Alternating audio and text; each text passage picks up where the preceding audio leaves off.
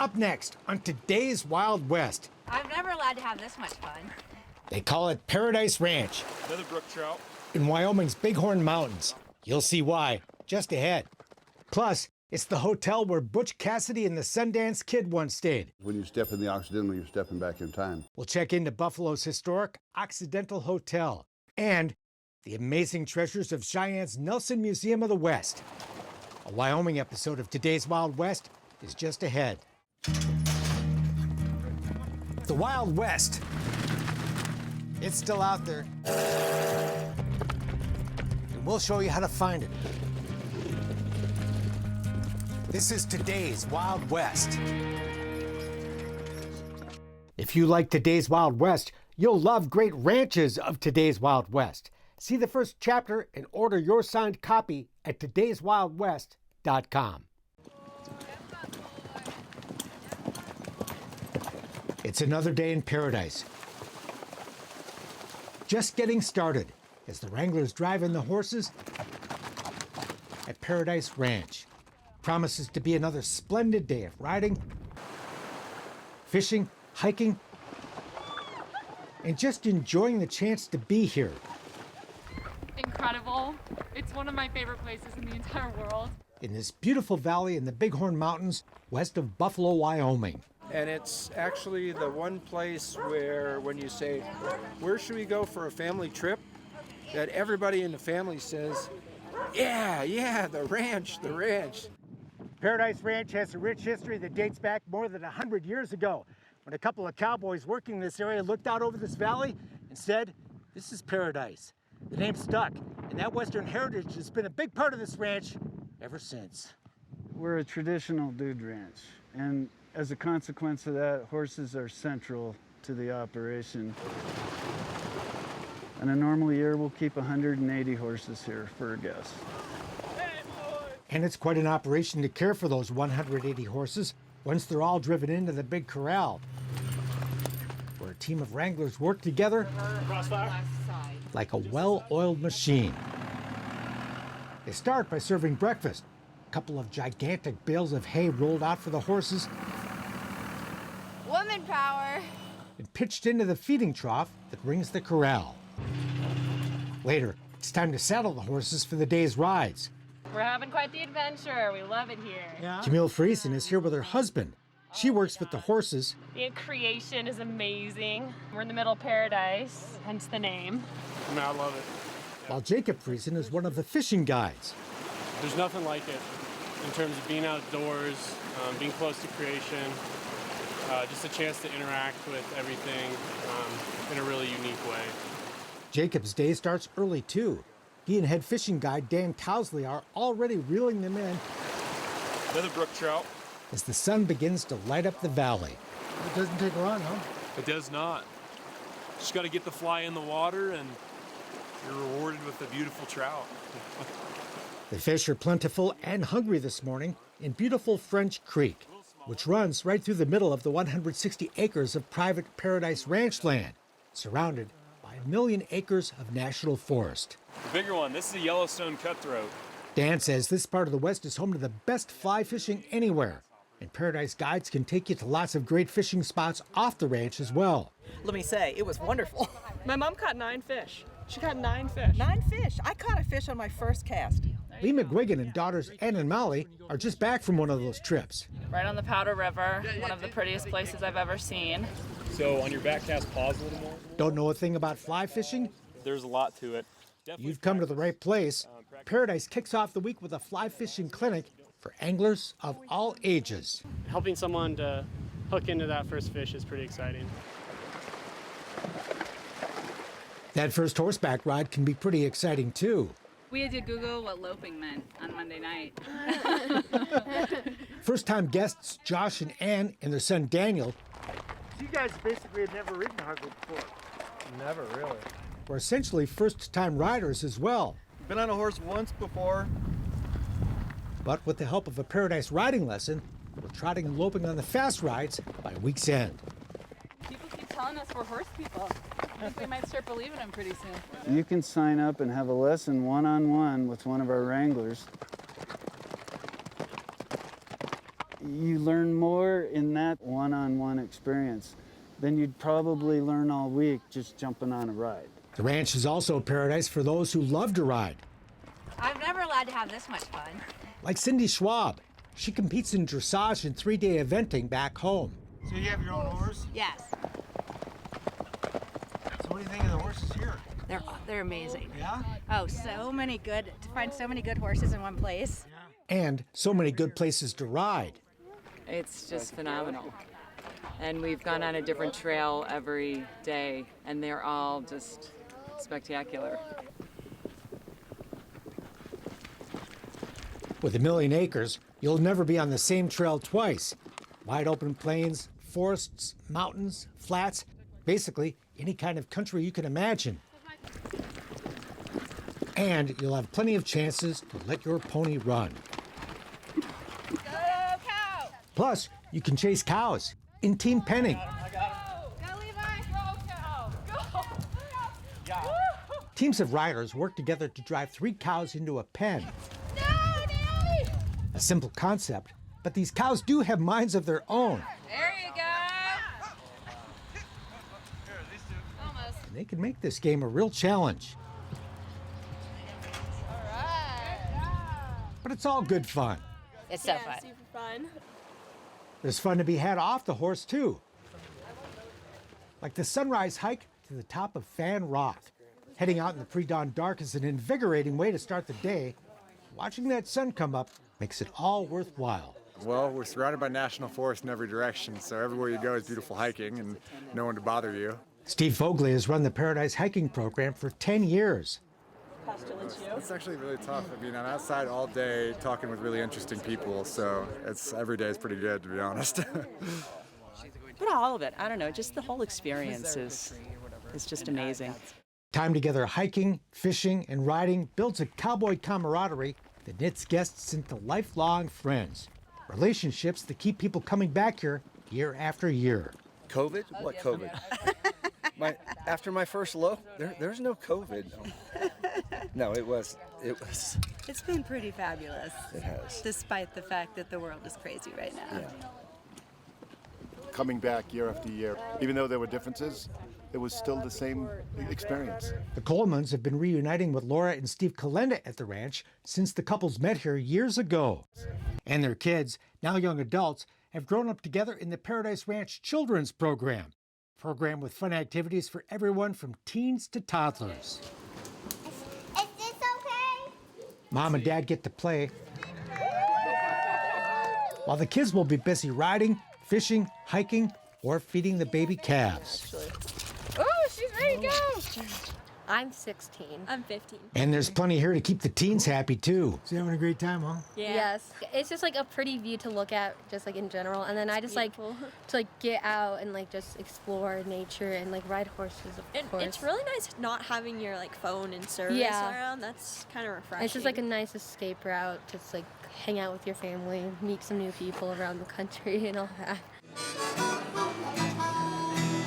At day's end, we'd relive our adventures over dinner and enjoy refreshments and music in the outdoor pavilion.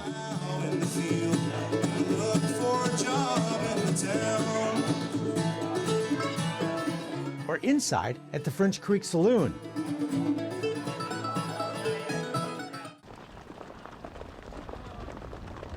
And many of us gathered every afternoon for another great show as the horses take off at the end of the day for their evening pasture.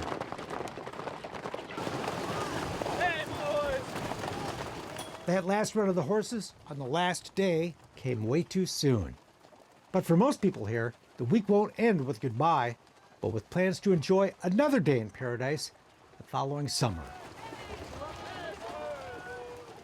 The Days Wild West is in Buffalo, Wyoming at the historic Occidental Hotel, where Butch Cassidy, Calamity Jane, and Buffalo Bill spent the night.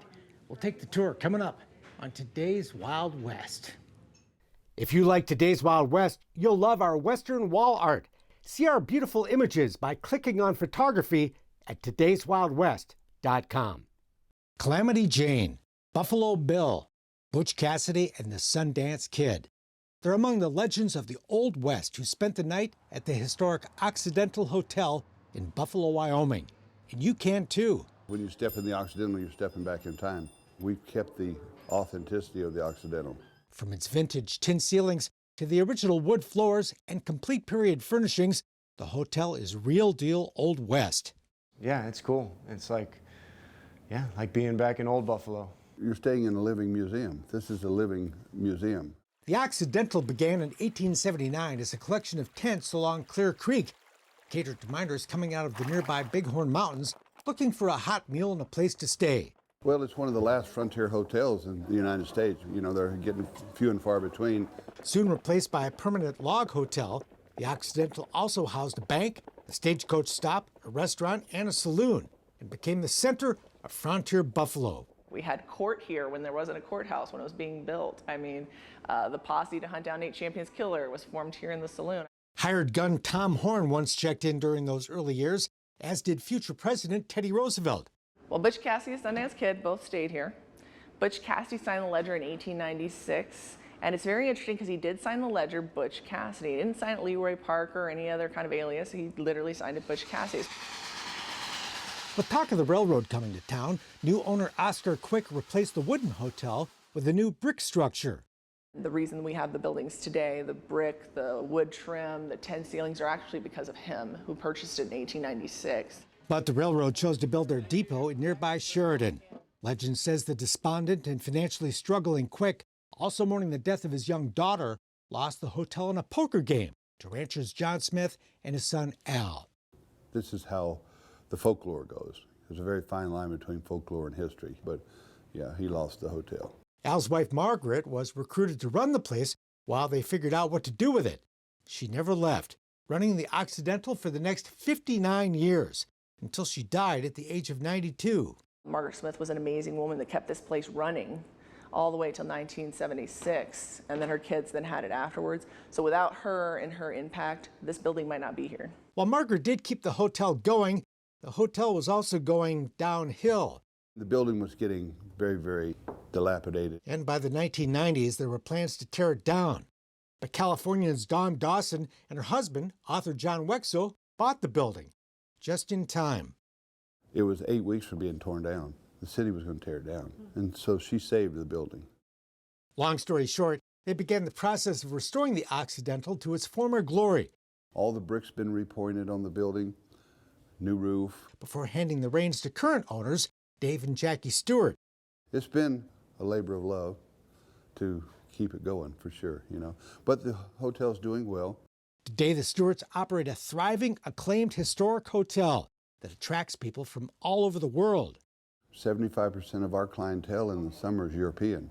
The Europeans come here for the history, you know. They want the history of the Old West, and we have it here. And the music.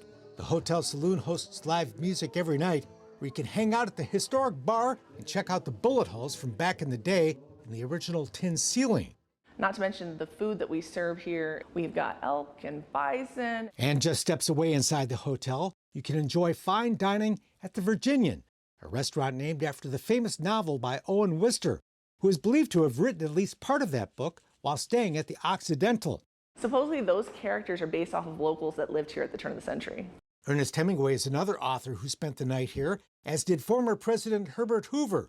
More recent famous guests include singer-songwriter Michael Martin Murphey, the cast of the hit modern TV western Longmire, and actor Paul Giamatti. And he came out and stayed with us for 10 days. Had a ball. He wanted to stay in almost every room. All of the rooms, in fact the entire hotel, is decorated and furnished like a period-correct Old West time capsule, but with all the amenities you'd expect in a modern hotel. Plus, something you might not expect. We have been voted the most haunted hotel in Wyoming. We've got a little girl ghost named Emily, kind of runs around upstairs in the 1904 structure. Guests have left a collection of dolls in a coffee room for Emily. Part of the reason that we chose this, we are like fascinated by the paranormal stuff, so we'd heard that this hotel might have some haunted rooms or haunted levels upstairs. So that was the first draw, but then we just kind of stayed for... Because it was just beautiful and fun. And if you like Western history, you're in the right neighborhood. The site of the Fetterman Massacre, the Wagon Box Fight, and Fort Phil Kearny are just a short drive from the hotel. The Little Bighorn Battlefield, where Custer made his last stand, is just 90 minutes north. The Occidental was founded just 4 years after that most famous fight of the Indian Wars. I think it's cool to think about what this place, back in the day, what it looked like, and kind of picture that when we're here. So. Would you recommend? Oh, absolutely. Definitely. Not many people get to step into a historic building of this age with this kind of culture and history because a lot of these things have been lost. Listed on the National Register of Historic Places, the Occidental Hotel, where Butch and Sundance, Calamity Jane, and Buffalo Bill spent the night. And you can too. Oh, it's an incredible thing. More cool treasures from the Old West and much more up next at the Nelson Museum of the West. If you like Today's Wild West, you'll love great rides of Today's Wild West. See the first chapter and order your signed copy at todayswildwest.com. Silver saddles and rawhide, cowboys and cowgirls, Civil War. U.S. cavalry troopers and Plains Indians. I call this my fine and fancy firearms case. Historic firearms, big game animals, and much more. More than 10,000 fascinating items to see at the Nelson Museum of the West in downtown Cheyenne, Wyoming. In the collection, we have about 10,000 artifacts and 5,000 books in the library that are all related to the Old West. And that would have been the first cavalry that would have been in Cheyenne, Wyoming. Founder Robert L. Nelson, better known as Bob, has been collecting since he was a kid. I collected rocks, and I collected stamps, and I collected just about anything else that a little kid without any money could collect. Well, when I got older, I started collecting antique firearms.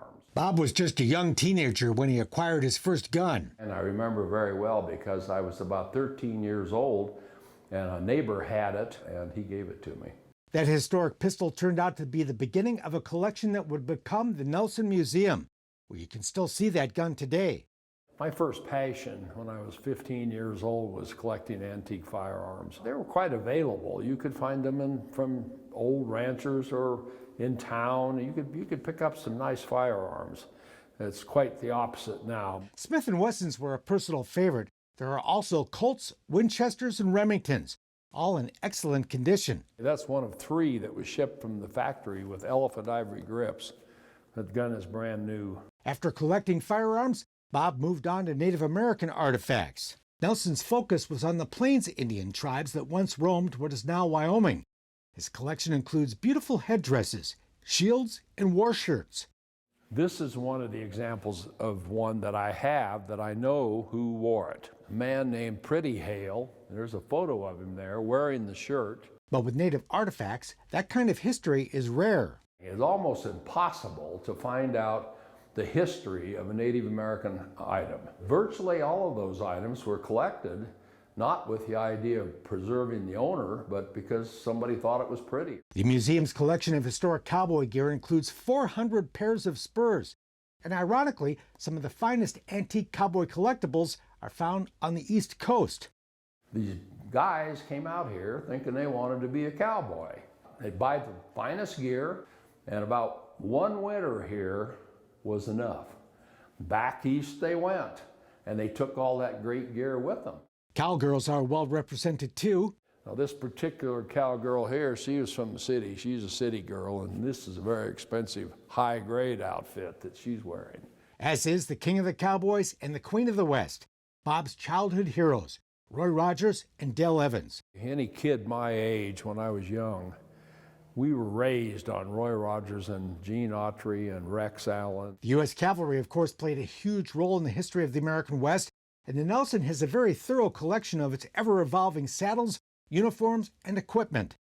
Yeah, that's an 1874 model, and then it didn't change until 1885. We don't have any reproductions in this museum, with the exception of a few pairs of military boots. All of the cowboy, all of the military firearms, and all of that are vintage. But it's important to remember, most every display you see, the uniform, the hat, the pistol, were each acquired as individual items, then assembled to make a complete outfit. It's not like you can go out and you can buy a saddle that looks like this and a uniform that looks like that. You have to buy every single piece and put it together like a big puzzle. It's all part of a bigger picture and a bigger story of the historic American West. I designed the collection basically to show every item that somebody might have a question about that had to do with the Old West in this area and in Wyoming and broader West. This is to bear the charge. Yep. There's more upstairs. Nelson's collection of hunting trophies. I started hunting when I was about 10. From every continent except Antarctica. I think hunting is inbred into Wyoming boys. I mean, I'd have never met a Wyoming boy who didn't want to go hunting, and I don't care if the boy was 3 years old. The attorney began hunting around the world in the early 1980s, and the animals he brought home to display were a big hit. Particularly the school kids that we have coming through here. Bob's well aware that some people don't like hunting, but he believes those opponents are not aware of the many positive impacts of hunting. The Safari Club of America has, I believe, 35,000 members worldwide. And every one of those people is dedicated to the conservation of wild animal populations. Hunting all over the world can be quite the adventure. I shot it at 20 feet. And his cousin of the grizzly bear, shot in Alaska, brings back some vivid memories of the day he charged. So you almost ended up in that guy's mouth, huh? Man, that's what he looked like when he was running at me. Bob's now retired from hunting. Mainly because I don't have any more wall space. Touring the Nelson Museum of the West is a great way to spend the day. And thousands come through every year. And it delights me to no end to see people oohing and awing and having a wow moment looking at some of these items. That's it for now. We're back next time with more cool stuff from today's Wild West. I'm Mark Bedore. We'll see you down the trail. For more information on the people and places featured in today's Wild West, or to order show DVDs and books, visit todayswildwest.com. Funding for Today's Wild West provided by the Leggett Foundation,